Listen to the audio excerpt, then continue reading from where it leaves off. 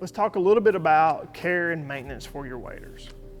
Just like anything else that you use, just like the truck that you drive or car you drive or anything, you've got to have some preventative care for that vehicle. You've got to change the oil in it every now and then. You've got to put gas in it. You got to change the tires. You got to keep it going. Same thing with waders. So a little bit of care for your waders after the hunt or storing them after the season will really extend the life of the wader and the uses that you get out of them.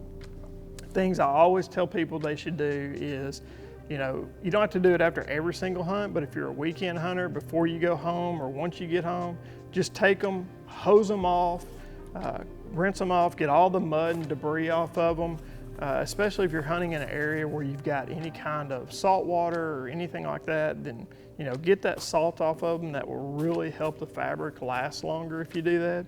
Again, it's a good thing to spray the zipper off, get any kind of mud or dirt out of it. All these things will just extend the life of the wader as you go. But please, when you do rinse them off, let's use a water hose.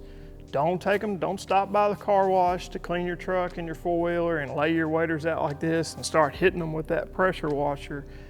Not only this wader, but any wader that you've ever worn. If you start pressure washing them, you're gonna ruin them. That's a quick way to delaminate the fabric, and please don't do that no matter what wader you have or worn before. Okay, so we're talking about how to care for your waders and how to store your waders long-term, things to do with them. Every camp and almost every home that you go into, people have these wader hangers, whether it's this plastic style like this one, or a metal one that hangs like this, or even one similar to this that are made out of metal that you mount on the wall and you hang your wader from it, hang it upside down by the boot. You see them everywhere. And they're good for short-term storage. If you had this at your camp and you get there on a Friday and you hang your wader up, and Sunday when you leave you take it off, it's fine. But long-term storage for one of these things is not how you want to store your wader.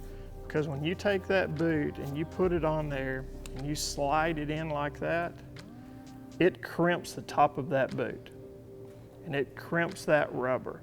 So this happens on this wader, any wader that you put into one of these things. This is not how you want to do long-term storage. You're actually damaging that boot by doing this. It'll just deteriorate over time, and you'll develop a leak in the top of that boot and you'll have a useless wader.